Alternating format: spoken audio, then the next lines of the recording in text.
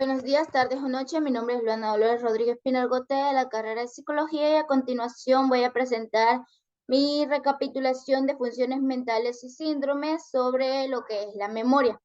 En el concepto tenemos que la memoria es una función neurocognitiva que permite registrar, codificar, consolidar, retener, almacenar, recuperar y evocar la información que ya previamente ha sido almacenada. Mientras que el aprendizaje es la capacidad para adquirir nueva información. La memoria es la capacidad para retener la información adquirida o aprendida. Aquí también tenemos los que son las estructuras implicadas en la memoria. En lo que es la parte sensorial tenemos los receptores sensoriales periféricos como la vista, el oído, el olfato, el gusto. En lo que es la memoria a corto plazo está el área supramarginal y también el giro angular del lóbulo parietal. En el área prefrontal, disculpe, en lo que es la memoria operativa o del trabajo, está el área prefrontal, que son las áreas dorsolaterales y también las cinguladas. Eh, También están los que son o sea, en esto en colaboración con el área de Broca, también el área de Wernicke y también las áreas parieto-occipitales de asociación. También está la memoria declarativa, que en esta intervienen áreas como las estructuras temporales mediales y también las conexiones del lóbulo temporal. En la no declarativa o también implícita, en esta intervienen los ganglios basales, el cerebelo, la amígdala y el neocórtex. En la memoria prospectiva encontramos el área prefrontal. En la memoria retrógrada están las áreas externas de lo que son el lóbulo temporal. Y en la memoria anterógrada está el hipocampo y también el circuito de Papez. En la memoria priming interviene el lóbulo frontal y la corteza asociativa. En la memoria semántica tenemos el lóbulo frontal izquierdo. En la memoria episódica interviene el lóbulo frontal derecho, el lóbulo temporal, también el hipocampo y la corteza entorrial. Sí, entorrial. Entorrinal, disculpe. También en la memoria temporal encontramos lo que es el lóbulo frontal y el diencéfalo.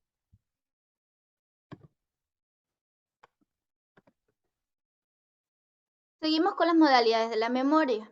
En esta encontramos la memoria a corto plazo y la memoria a largo plazo. La memoria a corto plazo es el proceso de retención inicial de la información durante un breve espacio de tiempo que oscila desde algunas fracciones de segundos hasta varios minutos. Aunque algunos autores sitúan que el límite temporal de memoria a corto plazo es más o menos de 30 segundos.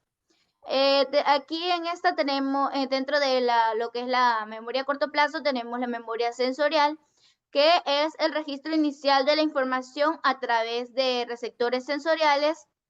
Los distintos estímulos auditivos, olfatorios, los luminosos, táctiles, entre otros, acceden al cerebro a través de los órganos de los sentidos. Se cree que existen dos procesos de lo que es la memoria sensorial. El primero, que consiste en realizar una fotografía instantánea del estímulo, y el segundo, que mantiene la huella sensorial durante un periodo de tiempo o inferior a un segundo. Esto permitiría el reconocimiento del estímulo o posible participación de la memoria a largo plazo. La memoria sensorial se desvanece rápidamente si no participan otros sistemas. La memoria a corto plazo es un sistema de retención y almacenamiento con capacidad y duración de varios segundos. La memoria inmediata permite el archivo sensorial de la información con una capacidad limitada que engloba el análisis de información a nivel sensorial en áreas cerebrales específicas, como la repetición de 6 u 8 dígitos, el recuento inmediato de un número de teléfono, por ejemplo, la repetición de una frase corta, entre otros. El sustrato de lo que es la memoria a corto plazo se localiza eh, en los circuitos rever, reverbra, reverantes, reverba, reverberantes locales que implican neuronas corticales o bucles corticotalámicos. La circunvolución angular y supramarginal del lóbulo parietal son la base de la memoria a corto plazo, existiendo una disociación hemisférica y ya que el lóbulo parietal izquierdo es responsable de la memoria a corto plazo, de contenido verbal, lo que son los recuerdos de los dígitos o palabras, mientras que el derecho es responsable del recuerdo inmediato de las imágenes. Disculpe, lo voy a poner más acá porque no. Listo. La memoria del trabajo. Es una modalidad de lo que es la memoria a corto plazo, como ya dije anteriormente, que resulta esencial para el procesamiento cognitivo, ya que permite simultanear lo que son varias tareas cognitivas, mientras que lo que es la memoria a corto plazo es un sistema unitario y pasivo de almacenamiento. En cambio, la memoria de trabajo es un sistema más activo de memoria. Está formada por tres módulos que trabajan de forma coordinada e interdependiente. El lazo articulatorio o bucle fonológico, que es en donde se almacena la información verbal, y un proceso de control articulado similar al que se realiza durante la lectura silenciosa. También intervienen todas las tareas que guardan relación con el lenguaje. La agenda visoespacial, que es el encargado de gestionar y manipular las imágenes visuales, y el ejecutivo central, que es responsable de la planificación, organización, toma de decisiones y también la ejecución de tareas necesarias para realizar una operación cognitiva. La memoria primaria, que William James definió en 1890, la memoria primaria la definió como el contenido de estímulos que se acaban de presentar a la conciencia. Esta modalidad de memoria es equivalente a la memoria a corto plazo y engloba también la memoria sensorial. Según William James, la memoria primaria podría pasar a convertirse en secundaria si el estímulo se presenta durante el tiempo más prolongado.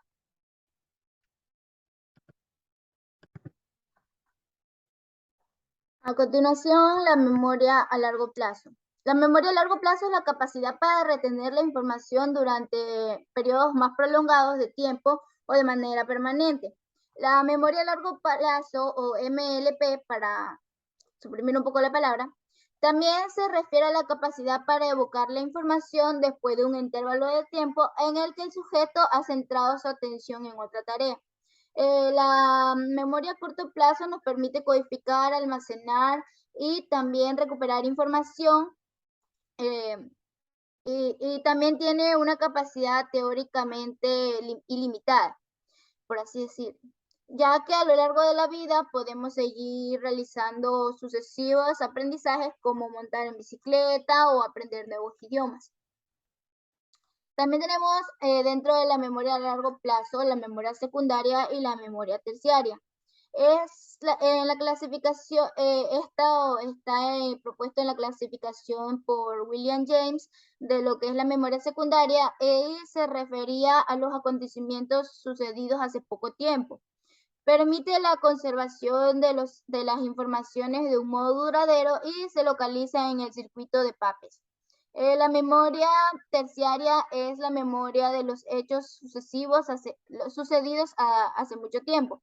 Permite recordar acontecimientos autobibliográficos o eventos sociales del pasado, y esta se localiza fuera del circuito de Papez en el área heteromodal del córtex cerebral. También está la memoria anterógrada y retrógrada, Frecuentemente es utilizada en referencia a los cuadros amnésicos producidos por los traumatismos craneoencefálicos o por enfermedades vasculares. La memoria anterógrada es la memoria de los acontecimientos sucedidos a partir de un determinado hecho y también se define como la capacidad para aprender nuevas informaciones. La memoria retrógrada, en cambio, es la capacidad para recuperar información que ha sido previamente almacenada o aprendida. También tenemos la memoria declarativa y no declarativa.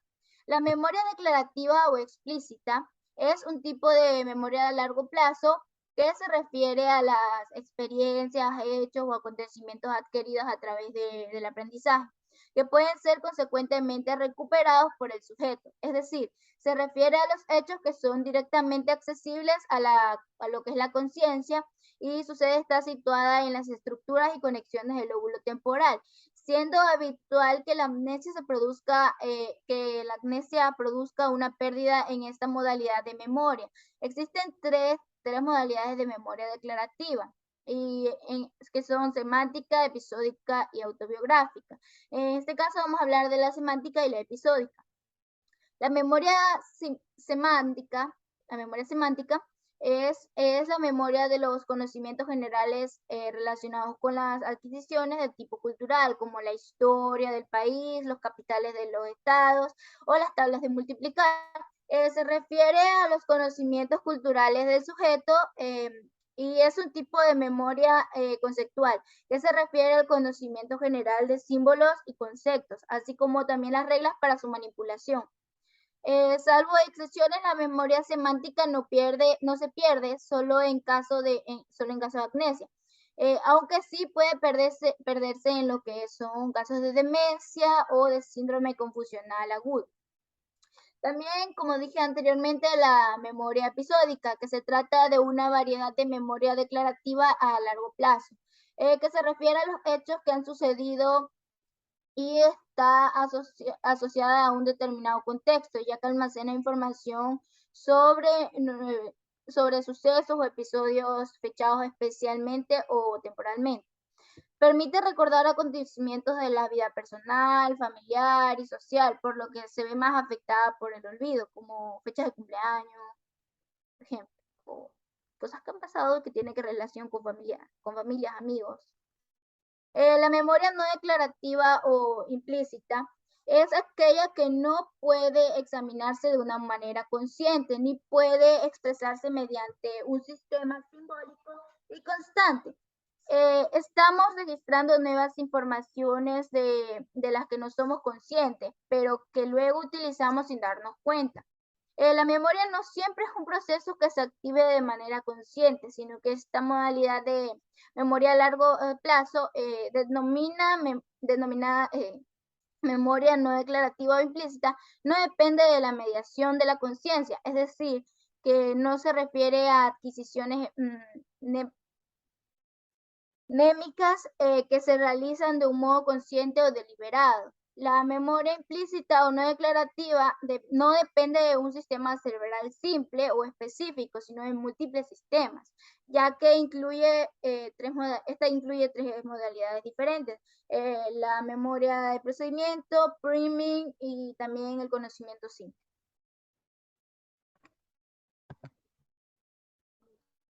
Por último, la patología de la memoria. Primeramente tenemos la amnesia hipocámpica. La amnesia hipocámpica se puede producir como consecuencia de traumatismos craneoencefálicos, lesiones vasculares, intervenciones neuroquirúrgicas, paradas cardíacas, intoxicaciones oxicarbónicas o también encefalitis. En algunas ocasiones la enfermedad de Alzheimer se inicia con manifestaciones de amnesia hipocámpica.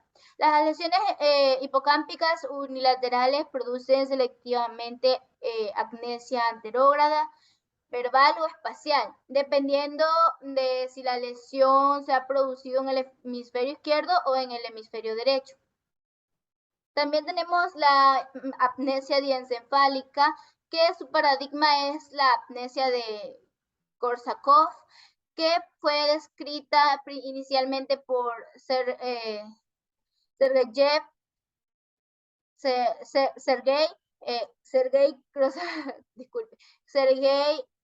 Korsakov en 1899. El trastorno está originado por una lesión de diversas estructuras del diencéfalo, como cuerpos mamilares, fascículos mamilotalámicos, el, el trígono, también por el telencéfalo basal, la circunvalación cingulada y también el núcleo de, desomediano del tálamo. Se acompaña de dilatación ventricular y también de atrofia cortical difusa. El trastorno está producido por déficit de vitamina B1, que sería la tiamina, como consecuencia de lo que es la malnutrición, también del alcoholismo, también de lo que es la hemodiálisis o tumores, aunque también puede estar causada por lesiones de alerta cerebral anterior, de arteria cerebral anterior. La apnesia global transitoria. El cuadro fue descrito inicialmente por Fisher y Adams en 1958 para referirse a un trastorno transitorio de la memoria que se observa sobre todo en las personas mayores de 50 años. El cuadro apnésico es de presentación aguda y se prolonga por un espacio de varias horas, entre 1 y 24, persistiendo posteriormente la apnesia lacunar. Puede estar causada por traumatismos craneoencefálicos leves o también por situaciones emocionales que producen ansiedad, siendo relativamente en un 15 y 25% de los casos. La apnesia postraumática se trata de uno de los problemas más frecuentes causados por lo que es daño cerebral traumático como consecuencia de accidentes de tráfico, golpes o caídas que producen un traumatismo cerebral. La apnesia postraumática es una consecuencia directa o indirecta del traumatismo, bien por efecto de lo que es el impacto traumático sobre el cráneo y también de la masa encefálica o como consecuencia del contragolpe. Tras la pérdida de la conciencia, la recuperación del cuadro se acompaña de manifestaciones amnésicas con una duración inferior a una semana. En uno de cada 10 casos, mientras que en el 60% de las ocasiones es superior a las 3 semanas. Un ejemplo de esto podría ser, hace un tiempo yo vi un anime de un chico que ya regresaba de su torneo, había ganado un torneo de waterpolo, ya había regresado y regresaba con sus padres a su casa y justo tiene un accidente. Pero el que recibió más daño fue él, porque él tuvo una pérdida de memoria y no recordaba lo que pasó anterior a esos años, en todos los años que él practicó waterpolo, sus compañeros, no recordaba nada, ni que ganó la competencia, nada. Después vuelve a recuperar la memoria, pero también le cambia la personalidad, porque su personalidad era horrible antes de lo que fue el accidente, pero después se volvió, bueno, mejor. Y cuando ya recupera la memoria a causa de otro golpe que se da por una caída, olvida, en este caso, olvida todo lo que vivió después del accidente. Ese sería un ejemplo de una apnesia postraumática que fue a causa de un accidente. También seguimos con la hiperapnesia. La hiperapnesia es un trastorno cuantitativo de la memoria que se caracteriza por un exagerado incremento en la capacidad para retener material o evocar recuerdos. Normalmente en las hiperapnesias no existe un aumento real de la capacidad apnésica, sino una mayor facilidad con el proceso de evocación de los hechos. Se pueden distinguir dos modalidades de hiperapnesia, las globales y las selectivas. La hiperapnesia global, que se caracteriza por un incremento en la capacidad global para memorizar todo tipo de material, que se produce de manera excepcional en algunos casos o sujetos o en determinadas situaciones. También la hiperamnesia selectiva, que son cuadros de hiperamnesia excepcional para alguna modalidad selectiva de lo que es la memoria. Aunque en el resto de las funciones cognitivas el rendimiento del sujeto sea normal o incluso deficitario. También tenemos las parapnesias. Las parapnesias son distorsiones patológicas de la memoria caracterizadas porque el sujeto confunde simples representaciones con recuerdos auténticos. Los falsos recuerdos sustituyen a los hechos reales que no puede recordar. En las parapnesias se produce una mezcla entre recuerdos deficitarios y distorsionados o errores graves de rememoración. También de los hechos acontecidos, de los hechos que ya pasaron. Se puede distinguir de dos modalidades de parapnesias, del recuerdo y del reconocimiento. La parapnesia del recuerdo es una alteración de la memoria que se caracteriza por la distorsión en los acontecimientos del pasado. Y la parapnesia del reconocimiento es un trastorno de memoria que se caracteriza por la existencia de una alteración del reconocimiento distorsionado de la vivencia de los hechos. Un recuerdo, un recuerdo que, o sea, la persona no recuerda lo que vivió, pero le cambia, su propia memoria cambia el recuerdo, por así decirlo. Por ejemplo, una persona que estuvo con él cuando sucedió tal cosa, él lo recuerda bien porque él no tiene déficit en esta parte del cerebro, o sea, una paragnesia, pero la persona que sí lo padece no lo recuerda bien, así que su recuerdo es inventado, por así decirlo. Así que no concuerdan los recuerdos porque el de él es inventado y el de la otra persona es el verdadero. Gracias. Esto es todo.